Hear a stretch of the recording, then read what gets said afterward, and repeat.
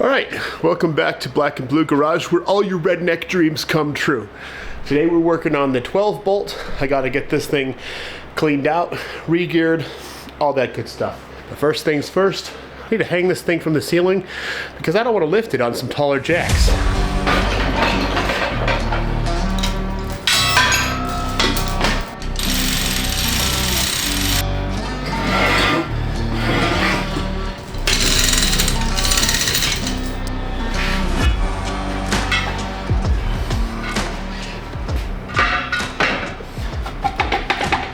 Some of these studs are bent. Some of them are broken off.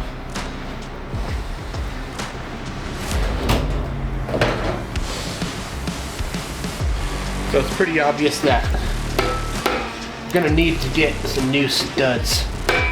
There we go. Also, might have these turned. And there's a auto shop or a brake shop that still turns. I think there's a parts store that still turns brake drums and rotors in town, and just to save some money I think I'll probably do that. So set these aside. Pretty crusty in there, but the brake shoes actually look really good. In order to get the center pin out, I've got a, looks like to be like a half-inch bolt right there. So my sister asked me what did I want for my birthday a couple months ago, and as a joke I was like, I want that blue chair from Harbor Freight, knowing like, you know, that's way too expensive, just get me a card or whatever. But she actually bought me the blue chair from Harbor Freight. I've been sitting on this one for a while, and it's kind of too small for me. So thank you, Candy, for buying me a new chair. I gotta put that together really quick, and then I can continue working on this. Okay, and I love it. Thank you, Candy. Happy birthday to me. Instructions, whatever. The base, that in there. That's done. Let's see how comfortable that is. Oh, it's so much better. This one actually can support my weight. Shut up. We're basically just using the carrier and these caps, if I'm not mistaken. Neat trick for you. If you put a wrench on your ring gear bolt, it'll stop your ring gear from spinning. And then we can get this bolt loosened up.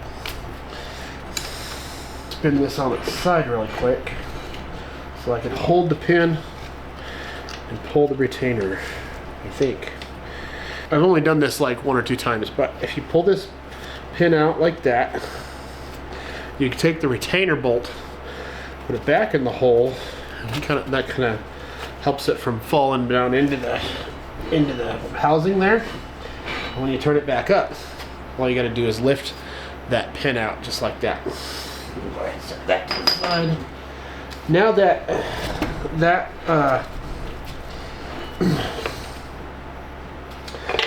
is gone, we can rotate the housing and pull all our side gears, or not side gears, the spider gears.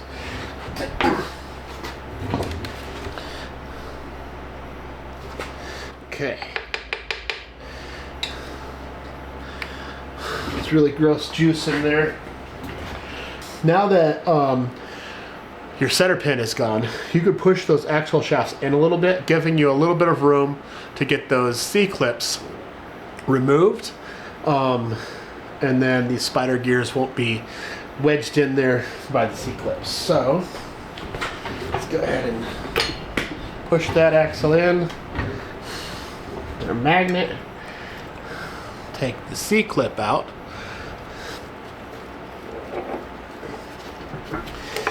Okay, there's the side gear. Looks like they had a shim on there, probably from the factory. These are 373 gears, which is the proper carrier that we want. You can see that spline in there. This is what the axle turns, which turns everything else. Set that right there. Let's see how well this marks.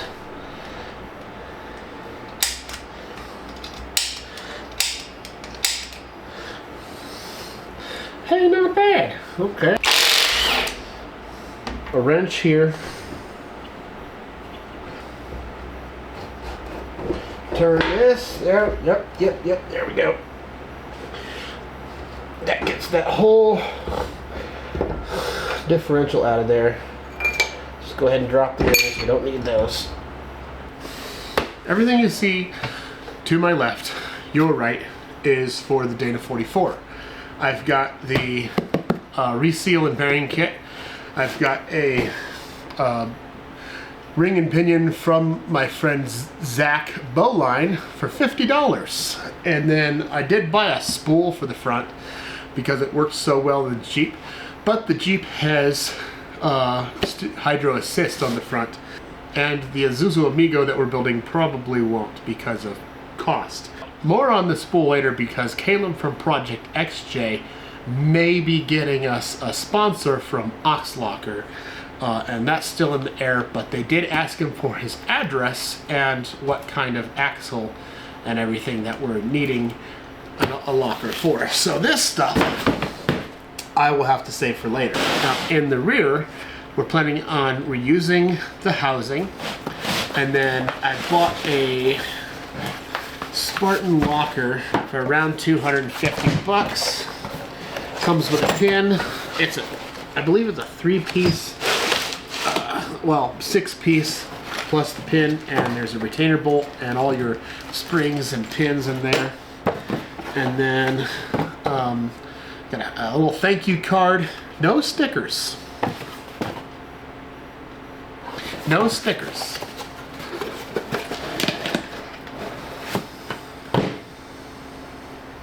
I like stickers. I want stickers. And then of course you've got your 513 gears for the rear axle, the 12 bolt, you know, the greatest axle Chevy ever made. We've got your pinion and your ring and all the good, and that's pretty much it. You just get the ring and pinion. I got a sticker. It's Elite Gear and Axle. Not a lot of people making 513 gears for GM 12 bolts because there isn't a large demand for building a 12 bolt GM axle. Got a little, you know, some instruction stuff. You've got a nice little spec sheet for different torque specs for different axles. I've got like almost all the axles on there going back to, it looks like, you know, another sticker from Elite. Come on, Spartan.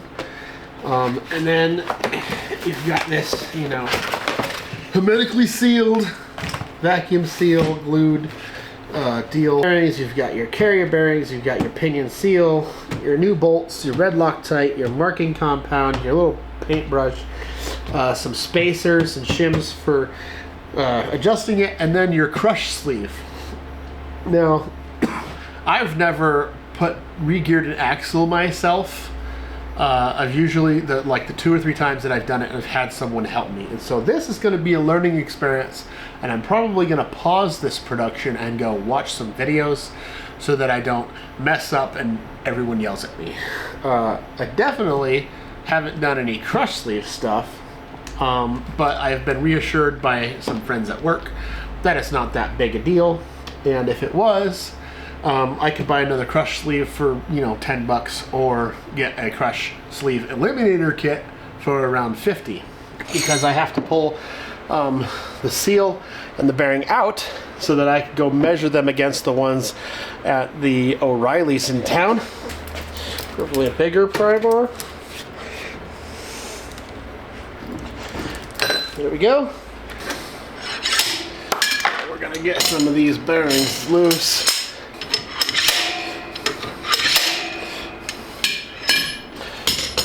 Okay, new plan.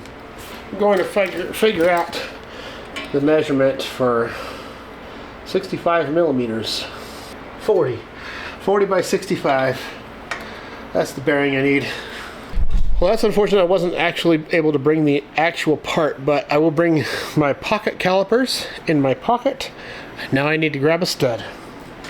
Extracting a stud is fairly easy. Of course, you don't want to mess up a good one, but you take an old lug nut, and you put it on the thread, and then smack the lug nut. Stud comes right out. Then you take the lug nut off. Then you take your stud to the store. That way you make sure you got the right one. All right, I am back from the store. 7:30, so it takes about 45 minutes to get to Safford. So that's an hour and a half driving. Went to a couple different stores and got some dinner. That's 3.5 hours.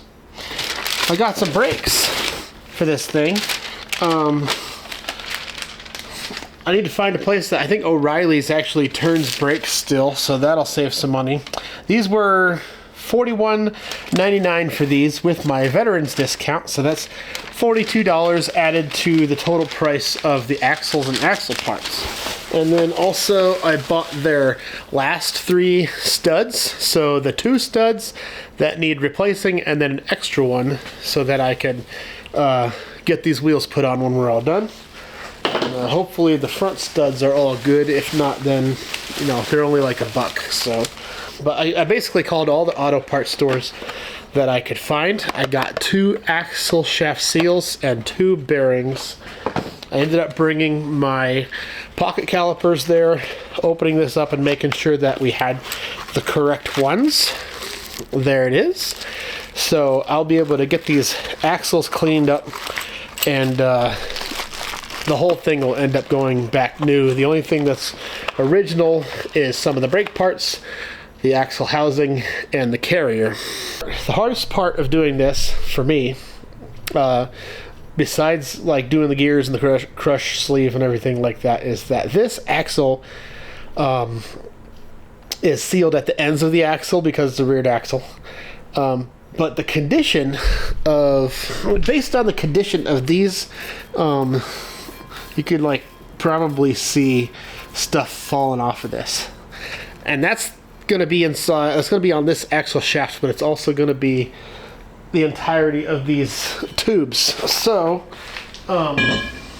speaking of buying tools, I looked everywhere for like the 1/4 inch extension or like a ball hone or something like that.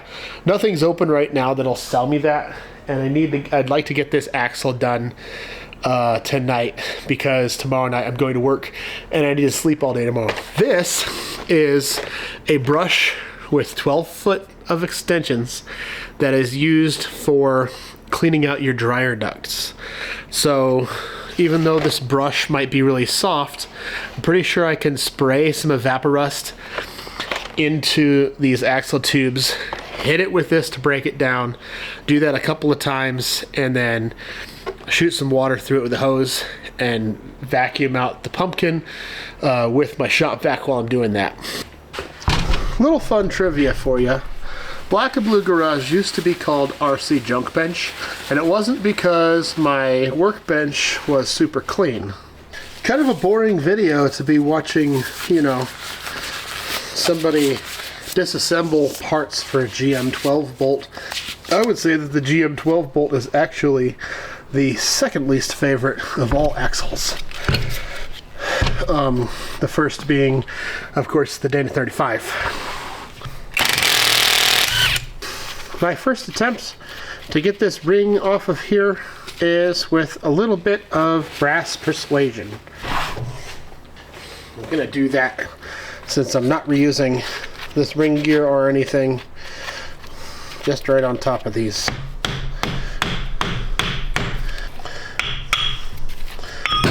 There we go. Now the ring gear is off. If anybody wants some 373 gears for a 12 bolt GM axle, after I've smacked it, probably ruined the threads and fractured the outside of it, come and get them. I'll let you know what dumpster I throw it in. To get these off, I actually bought a special tool that I'm really excited about, because Zach Foline actually came by probably a month, 2 months ago, and helped me with the front Dana 44 on my Jeep. And he had a special tool that I was really envious of, and so he shared the link with me, and I have purchased that tool, a tool that I'm using for the 3 Amigos build, and it was about $98. And that tool is this one. It's supposed to fit inside these little cups here. I read the reviews on this that said that this was a 27 mil, so I went out and bought the socket set. I'm not seeing a socket that's fitting this right now. Tell me these are just hand tight, like you didn't even need the impact. Just pulling them off.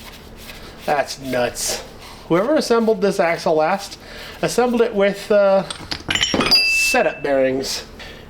This one seems a little tighter, which may or may not be a good thing. I don't have a socket that fits this.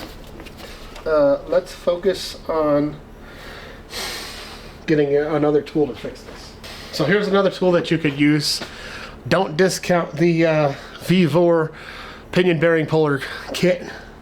This is Pittsburgh bearing separator. Does the same thing, a few more pieces, a little harder to operate. There we go. She's loose. There's your bearing. Now, all we gotta do is get that side gear that wasn't able to get out of there. Probably just because it's super dirty in there. I need to tap that out.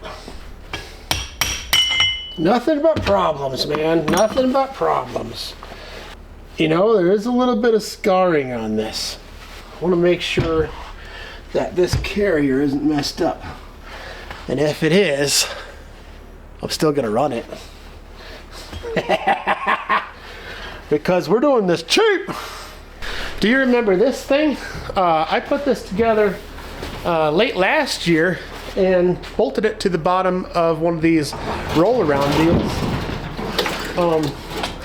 I'm liking the idea of being able to take all of my big carts and tools and bender and welder and everything, even my press, and rolling them around, because this shop is not, it's about twice as wide as a garage, but it's only half of it's usable for like working on stuff. So if I roll things out, or if I had things stationary, I'd either have to have all of my fabrication and press and all my tools over there, and walk over there every time, or I could just go grab something, pull it out into the middle of the floor, do what I need to do, and then roll it back. So this has worked out really good. Let me get that carrier. I'm going to glove up, because Simple Green as a degreaser can really dry out your hands. Even though it's pretty much harmless, you could probably drink this stuff. Don't drink Simple Green.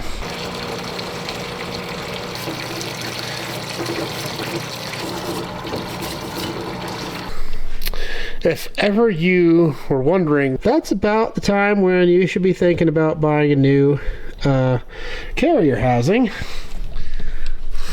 I am not going to buy a new one, because like we talked about, I was just getting a Spartan locker, which isn't going to spin in there a lot.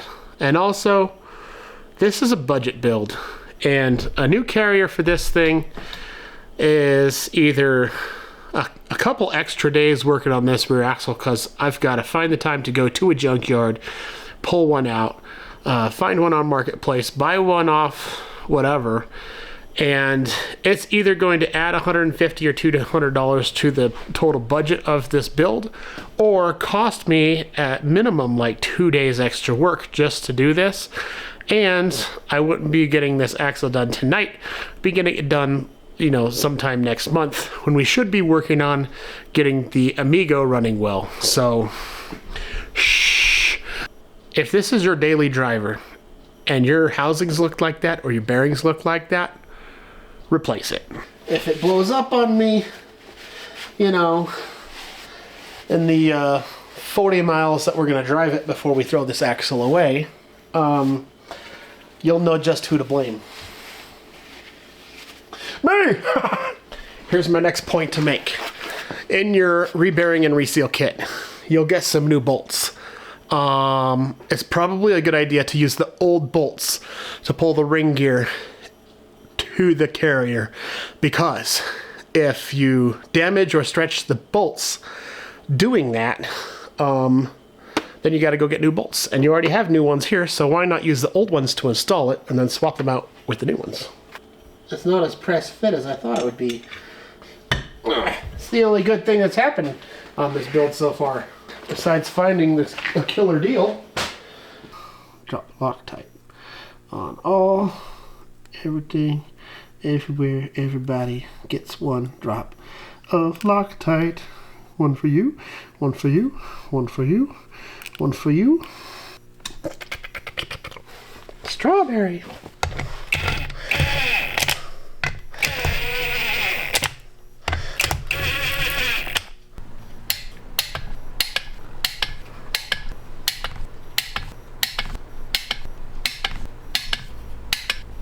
Bearing and seal installer. Drive it in so you know it's going straight with this facing this way, and we'll just actually take this and flip it around the other way and drive it the rest of the way.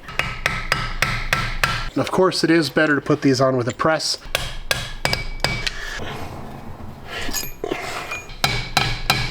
If you don't have a press, this is the way to go about this, is to get the bearing puller tool, pull everything apart, and then, you know, very carefully without breaking anything, use something like this bearing and sealer installer, put it back in.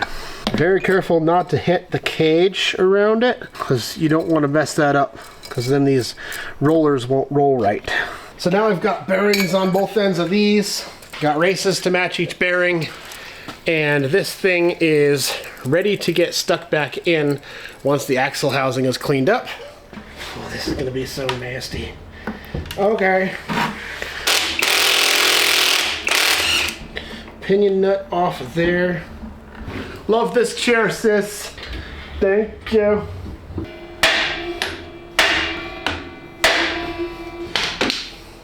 A hammer. Put a hammer in there. See if we can't ruin some more stuff, eh? Put a hammer in between here and there, and we'll hold the socket in such a way we might be able to hurt ourselves. All right.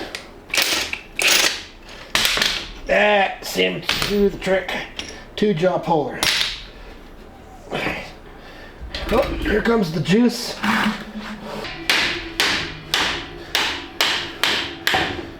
If you're from 1977, educate me on, you know, Chevy axles and old trucks. Maybe you can tell me a little bit more about the history going on 12 bolts and stuff. There's a pinion. That thing is a monster. Looks pretty good for, you know, 60 or 60, 50 years old. 50? Is it 50 years old? About 50 years old. There we go. Now is the daunting task of cleaning this pile of rust. I want to take a piece of pipe and try to push all of the rust and dirt and crap that's in these axle tubes toward the center so that I can fall out of the pinion hole. And I just have to find the right piece of tube to do that. Got a piece of PVC. That would work probably a little bit.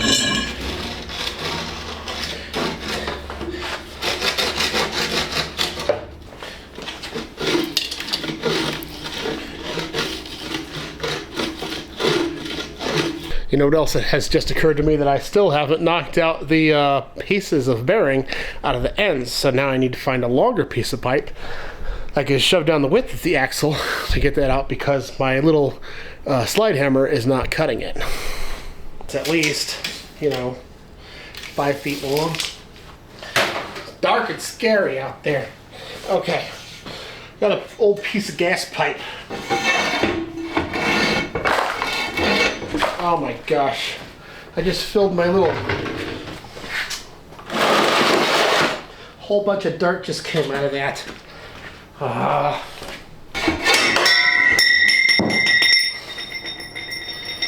why couldn't I have done that before?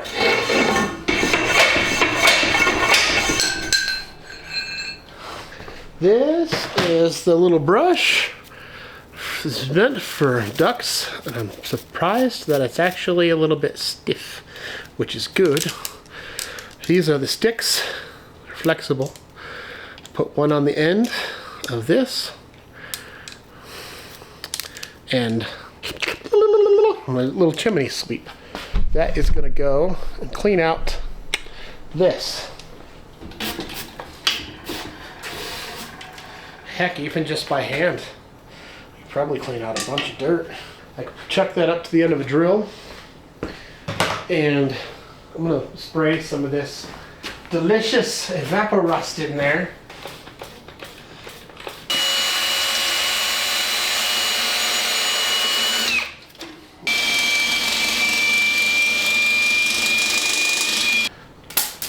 That worked really, really good. I wouldn't say they're perfect. I mean, I'd say they're 100% not perfect actually, but not better than when we started. I'll come back once I have this housing all cleaned up and I'm ready to go back together with this axle. Why do I always set the camera to show the bottom half of my face? So I couldn't find the socket, and I forgot to press record, but I basically just used my big pliers here to push this pinion out of its bearing, which is captured inside of that thing there. It's just one shim. I didn't really need to take the bearing off of this pinion, except to find out what the original spacing was to shim. Yeah, GM truck 0.03. 29, 27, 29. Maybe I'm gonna put 030 spacer back in there. So the next question becomes, did they give me pinion spacers? Yeah, here we go. Hiding behind the pinion bearing. Look at the size difference in these two right there. Oh my goodness, you can't see because it's dark. I'm gonna put our two dealios on there. Press this bearing on. We need a tool to go over this so we can put it on the press. Let me see. Do we have a piece of pipe that fits over it? That kind of fits over it. Some 1 3/4 DOM would be perfect. Maybe I should start making my own tools. That fits perfect actually. Let me take this over to the press and I will some WD-40 on this, press it down. This is what I was talking about with having all of your tools rolling. This is my press on wheels, and it's come in pretty handy to be able to move it out of the way, move it wherever I want to. I like to put something flat on top of there. Don't have WD, but I'm actually thinking, what if Windex? Windex works!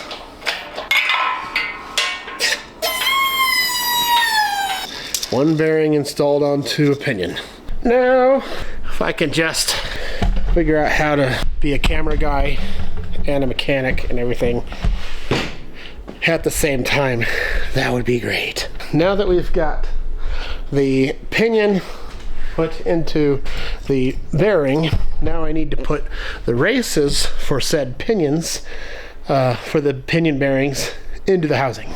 Just seems like it's going all crooked.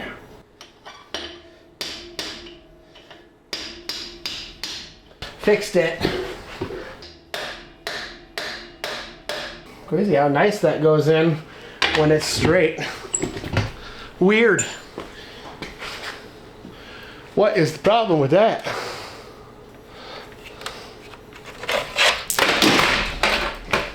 Huh. That's funny. Okay, it is seated. Lightly tap this.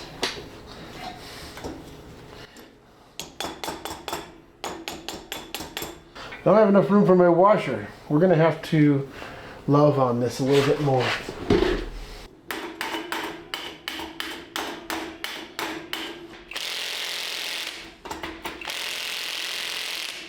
because this little bearing is pressed in, I can release some of that preload by smacking the pinion out of that bearing.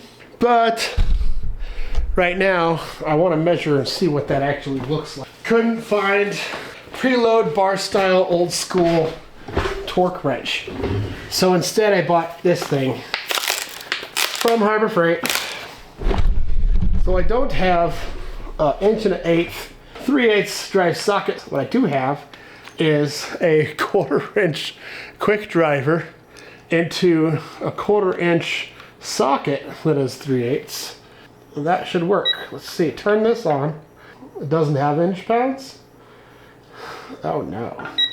This needs to be about 1 foot-pound, I suppose. Right now we're at 3. So what I can do, 3 pound. Okay, so if you're going off of like each foot-pound is 12 inch pounds, you know, because 12 inches in a foot, then and this needs to be about 18. That's about 1.5 feet. So 1.5 foot-pounds is equivalent to 18 inch pounds, I think. I just need to loosen this up just a wee bit. A 1/2 UGA. There we go.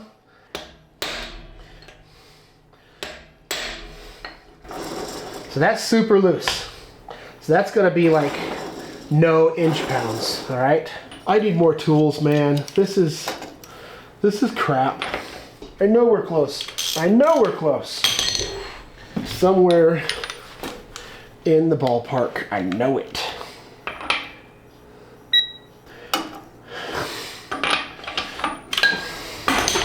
I am having troubles.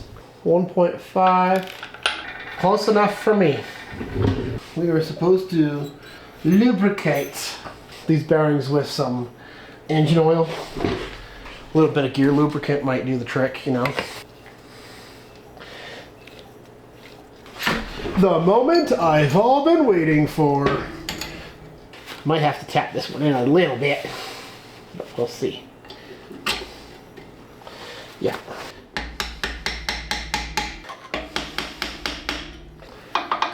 That seems awfully loose.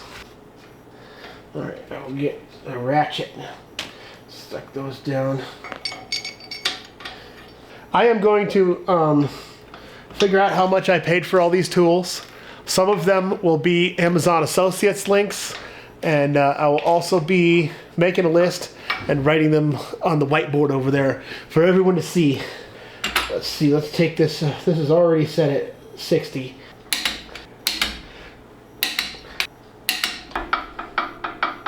That seems like a lot, but let's find out. Backlash should be 4 thousandths to 7 thousandths. Brand new tool, by the way. I will link this down in the description because I have purchased this on Amazon and I am an Amazon affiliate. Can't tell you how much it was. You'll just have to go there and look for yourself. Got a magnet switch you can turn on and off. Oh wow, look at all these little deals they give you. That's pretty cool. Can't say I'll use any of those, but it's kind of neat they included that in the little toolkit. 20 thousandths. And I'm looking for 7. So the pinion depth is set from the factory, or at least set for the instructions for this gear set, to be at 30 thousandths. As far as like the shims behind the bearing. And so I'm probably going to leave those there because I'm sure that, you know, it's probably, by looking at how the gears are meshing up right now, set pretty where it's supposed to be. Also from the factory, those 2 spacers that I put in on either side of this need to come out, and I need to put something these shims in. The carrier, if I'm not mistaken, if it has too much lash, needs to come this way.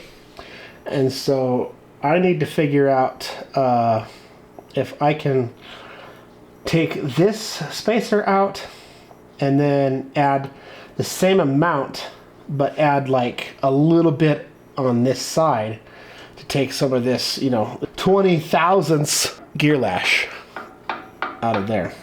Great. 'Cause I don't know what the heck I'm doing. It is 11:30 right now. I started this at 3. Had to figure out a way to clean out these axle tubes. Went to 3 different parts stores. I have till like 5 or 6 in the morning before I have to start doing laundry and getting ready for work. I have time. It's just I was kind of hoping to be done and working on editing for this thing. But I suppose I could always edit a little bit every day after work in order to get this done for you guys. Not to sound like I'm doing you a favor, because this is probably a really boring video that 60 people will watch. There we go. I promise I know what I'm doing, but only because I looked it up on YouTube. We took out about 5 thousandths. Gosh, you know, there's guys that could probably do this job in about an hour, and I've been at it for, you know, probably 8 hours.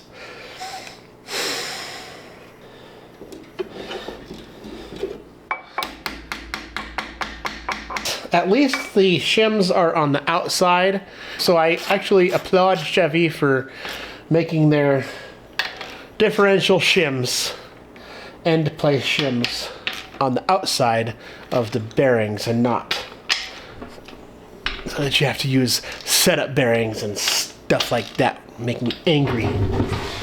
Click, click, click, click.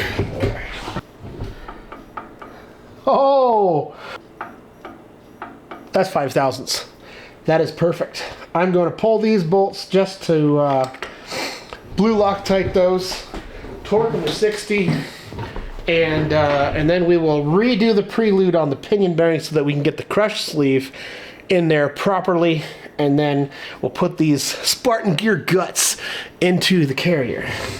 Put a little blue extra C's on these here bolts. I don't know how I'm going to cut this video down to 15 minutes after spending probably 12 hours on it. This is going to have a nice pattern. But even if it doesn't have a nice pattern, I'm not going to care. Because Peter Johnson says that a nice pattern just makes quiet gears. And I don't really care if this thing is quiet or not. Okay, zip the pinion off. Oh dear. Take this off. Now I have a problem, because how do I get that bearing off now with the carrier in there? I'm gonna have to take the carrier back out to get this out. Gosh. Oh, that's fine. That's fine. It's fine. The smaller pinion, you know, the back side of the axle, it's a little bit of a press fit, and they even tell you that in the little instruction thing they give you. I should have thought of that, so I'm doing extra work because of me, but that's okay. It's good practice for the next time. Perhaps maybe a 14 bolt. That's just a giant one of these. Remember exactly where these go. Left, right. Basically what it is you set this preload first, and then you set the gears, and then remember where the gears were, and the spacers and the whatever shims, and then you do this again. Yeah, buddy. Pinion, crush sleeve, bearing. Okay.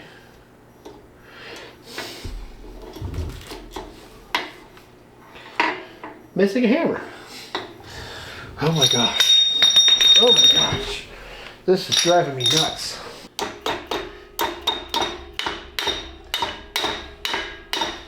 Last part on this little parts card is pinion seal.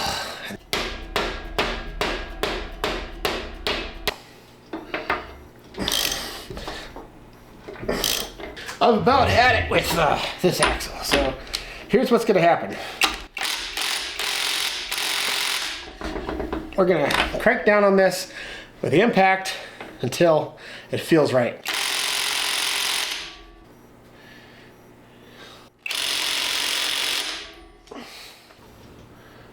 1.1. 1.1, I'm gonna call that 13 inch-pounds, which is right where we're supposed to be. This is my first differential that I'm doing all by myself. And so painting this is more for me than it is for all of you guys. Caleb and Bob from Project XJ and Party Shop Shenanigans are also going to be using this axle for their fun stuff as well.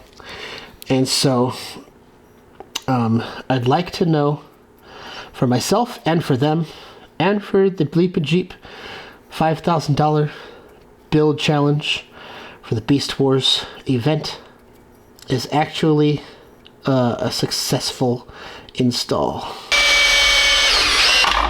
Right in the dead center middle. And then right in the middle of the gear tooth. I'd say it looks really, really good. For my first one, 100% not perfect. Camera is kind of in the way, but I kind of need it to see all this stuff.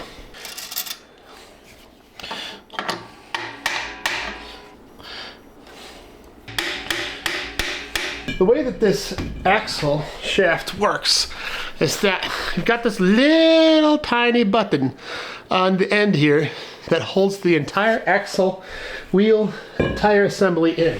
So basically, here's a side gear. It's going to go in there. That goes on. You got a C-clip here.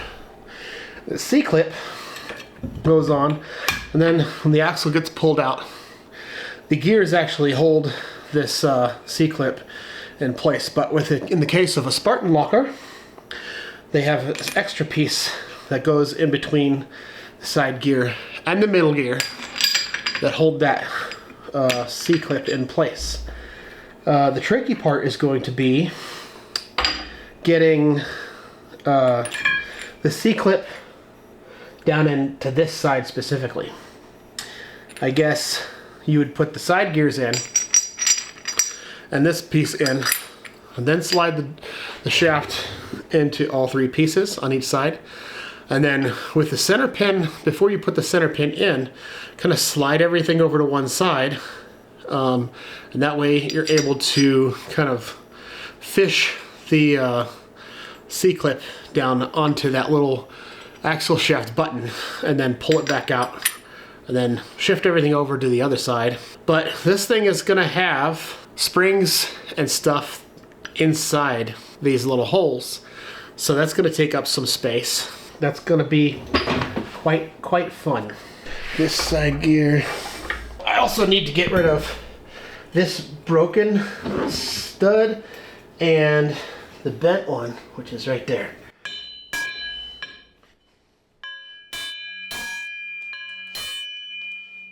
It's really loud for like 1:30 in the morning.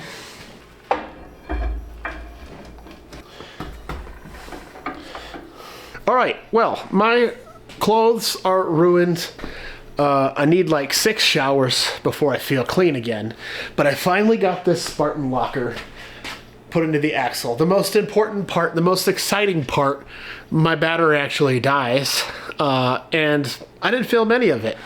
In addition to that, I probably wouldn't be very happy in the video filming that anyway, because that was a pain in the butt. So 6 pieces, plus all the little pins and springs and pins that are, you know, will fall out at any moment. And then you have to somehow hold all those at once while you get a C-clip through a gap that is as big as the C-clip, so you can't use a magnet or anything. And then you hope that it C-clip kind of saddles the end of the drive shaft while you push everything back together. And I ended up having to spend another hour just on the Spartan getting that installed in there, and luckily it's all in. It's like 2:40 in the morning, so another 20 minutes and it'll be a legit 12-hour experience building my first axle by myself. Kind of a blow to my ego. I swapped out 2 bent studs and 1 broken off stud. So now I just need to find some lug nuts, probably from a junkyard, or pull them off another vehicle, polish up the wheels, tape them, slap them on with some, 33, 36-inch tires. And then I also have some U-bolt eliminator spring perches that I bought, 2 years ago, 3 years ago probably. And I don't even know what I spent on them. So I'm probably just going to name a price, add that to the budget. But if the Dana 44 doesn't give me any problems, which it probably won't, total axle investment for the 3 Amigos build is still under $1,500, and I'm pretty happy about that. I'm going to, I got a new gasket for this. I got some gasket maker. I think that's a wrap. Rear axle is done. Tune in probably next week, because we are working on some things for my channel, for Bob Party's channel at Party Shop Shenanigans, for Caleb's channel at Project XJ. It'll probably be way more interesting and funny and entertaining than this video. Also, keep watching Bleep and Jeep, because we are going to be submitting a walk around and here's what we've been up to video to add to everyone else's videos that they're sending him as well. So, God bless. I'll see you next time. Thanks for watching.